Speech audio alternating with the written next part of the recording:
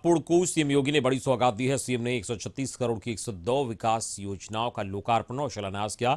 साथ ही अलग अलग योजनाओं के लाभार्थियों को प्रमाण पत्र भी वितरण किया।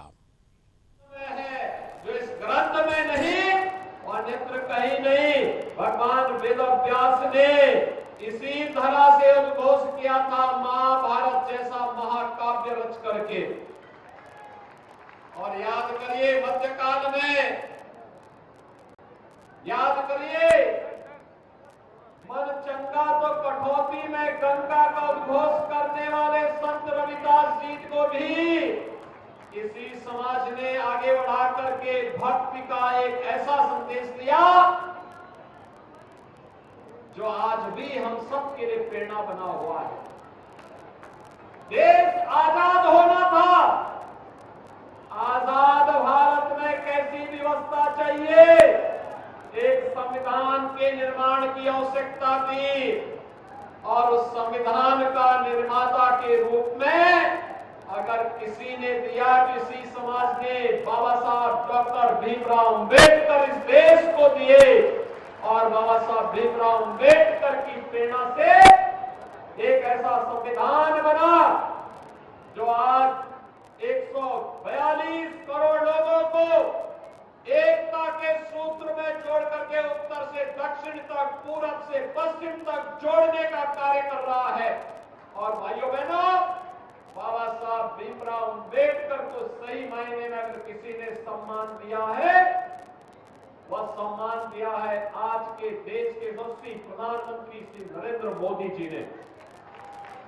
आज याद करिए, बाबा साहब भीमराव अंबेडकर से जुड़े हुए पंच तीर्थों की स्थापना प्रधानमंत्री मोदी जी ने किया। उनकी जन्मभूमि मऊ मध्य प्रदेश में, दिल्ली में जहां रहकर के उन्होंने अपना सार्वजनिक जीवन व्यतीत किया था, वहां पर स्मारक बना करके, इंग्लैंड में रह करके उस भवन को कराए करके अनुसूचित जाति के नौजवानों को इंग्लैंड में और विदेश में पढ़ाई करने के लिए वहां स्मारक और लाइब्रेरी और वहां पर छात्रावास बनाने का कार्य प्रधानमंत्री मोदी जी ने किया। उनकी दीक्षा भूमि नागपुर में और चैत्य भूमि मुंबई को भी स्मारक के रूप में भव्य स्वरूप देने का कार्य अगर किसी ने किया है, ये प्रधानमंत्री मोदी जी ने किया।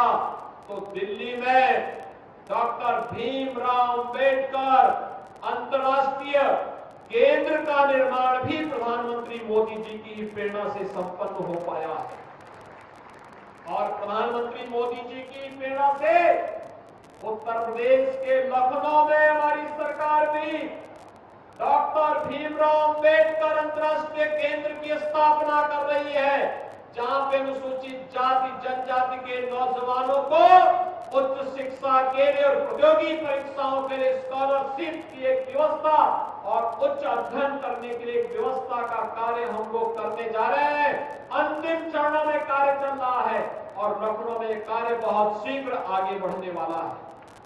भाइयों बहनों, ये तो थी वह व्यवस्था जो वास्तव में बाबा साहब भीमराव अंबेडकर के विचारों का अंगीकार करते हुए आगे बढ़ाने का कार्य किया गया, उन्हें सम्मान देने का कार्य किया गया। लेकिन सही मायने में अगर आप देखेंगे तो बाबा साहब भीमराव अंबेडकर के उन विचारों को जमीनी धरातल पर उतारने का कार्य भी आजादी के बाद पहली बार प्रधानमंत्री मोदी जी के नेतृत्व में उतर पाया है। सबका साथ और सबका विकास का ये नारा केवल नारा नहीं है, ये योजनाओं में भी दिखता है। पहले योजनाएं बनती थी व्यक्ति को लेकर के, जाति को लेकर के, मत और मजहब को लेकर के। आज योजनाओं का लाभ बिना भेदभाव के उपलब्ध कराया जाता है।